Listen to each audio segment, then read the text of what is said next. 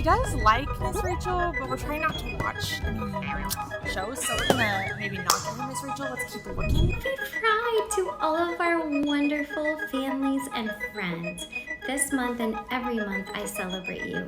I'm so glad you're here. Okay, so we need to talk about why JustKass is getting dragged right now, because this isn't random drama. This started after people noticed what she did when it came to her own baby, and it immediately set off a whole conversation online. It all came from a video on her channel called Celebrating My Baby's First Birthday. At one point, Kass and her husband are shopping for gifts, and they find a Miss Rachel doll, and Kass literally says that Suede likes Miss Rachel, but they're trying not to watch shows anymore. And then she puts the doll back. And it wasn't just a one-off moment either. She basically admitted that they stopped letting their baby watch Miss Rachel entirely.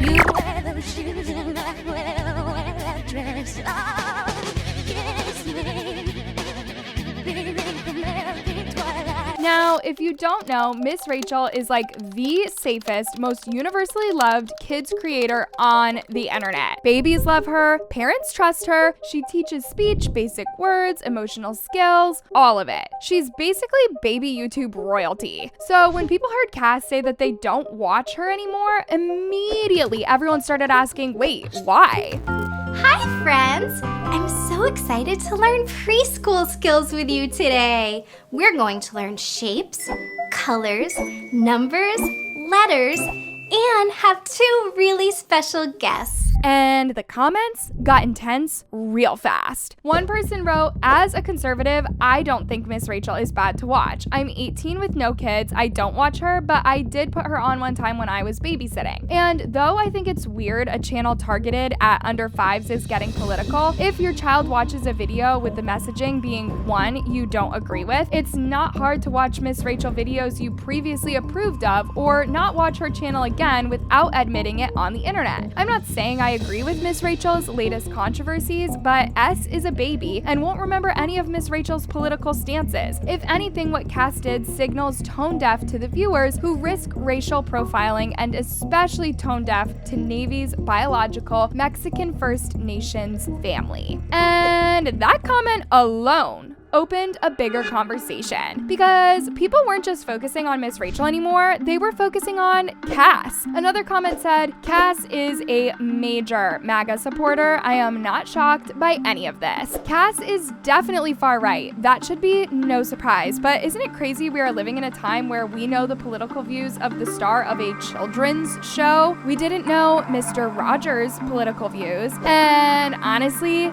that's what really stuck with people. Because now this isn't just about a kids show. It's about what Kass believes, what she supports, and how that is affecting decisions she's making as a mom. And this also didn't come out of nowhere. For years, people online have believed that the Nelson family leans heavily conservative. Some viewers straight up call them Trump supporters, whether they've confirmed that directly or not. That's been the perception for a long time. So when Kass publicly said that she doesn't want her baby watching Miss Rachel anymore, a lot of people saw it as confirmation of something that they already suspected. But here's the thing. We need to look at why she really wouldn't want her daughter watching Miss Rachel in the first place. Because it doesn't seem to be about the content itself. It seems to all come down to what Miss Rachel supports. One of the first big controversies happened back in 2023 and it involved Miss Rachel's co-star, Jules. I'm so glad you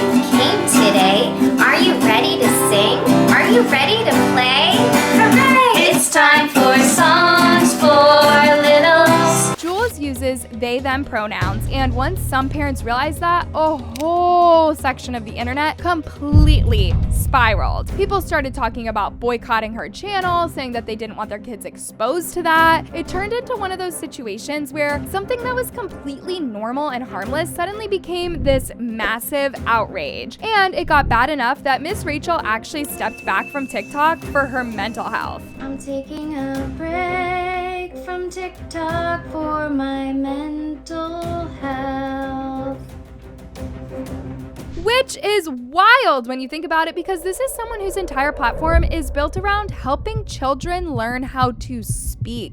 Even under her video announcing her break, one parent commented, "I need to say that you are the reason my autistic daughter says the few words that she does. She was completely nonverbal before we found your videos." So that comment alone says everything. Her videos changed their child's life. And then 2024 came and it happened again. Miss Rachel posted a short video for Pride Month showing support for LGBTQ+ families. Happy Pride to all of our wonderful families and friends. This month and every month I celebrate you. I'm so glad you're here. I'm so glad you're exactly who you are. To those who are going to comment they can't watch the show anymore because of the support, no worries and much love your way. Nothing inappropriate, just acknowledging families who exist and deserve to be included. But the reaction from certain corners of the internet was immediate. It turned into another boycott wave with people encouraging parents to stop letting their children watch her entirely. Matt Walsh even reposted her video and told conservative parents that she didn't want their business and that they should respond accordingly. And that's when everything about Miss Rachel stopped being about education. It became political. In May 2024, she launched a fundraiser to help children affected by multiple crises around the world. We're talking Gaza, Sudan, Ukraine, the Democratic Republic of Congo, all places where kids were caught in situations they didn't choose. She partnered with Save the Children and used her platform to raise money, which objectively sounds like a good thing. Helping kids. That has literally been her mission from day one. But somehow, even that turned into controversy. The comment sections got so aggressive that she had to limit and turn off comments in some places just to stop the constant fighting. I also want to raise awareness about children's rights. Children have fundamental human rights: water, food, medical care, shelter, protection from violence, education.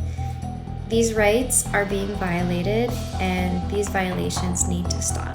Then things escalated even more heading into 2025 and now 2026. Miss Rachel kept posting about children in Gaza and calling for humanitarian support. She wasn't talking about politics the way people framed it. She was talking about kids, safety, basic human care. But some right-wing outlets and advocacy groups started accusing her of anti-Semitism, which she denied. And then in January 2026, another situation blew up. Screenshots started spreading that made it look like her account had liked an anti-Semitic comment. She quickly explained it was accidental while she was trying to remove harmful comments, and she apologized. And I'm so sorry for the confusion it caused. I'm so sorry if anyone thought that I would ever agree with something horrible and anti-Semitic like that. I don't want to say that it is okay to be human and it's okay to make mistakes.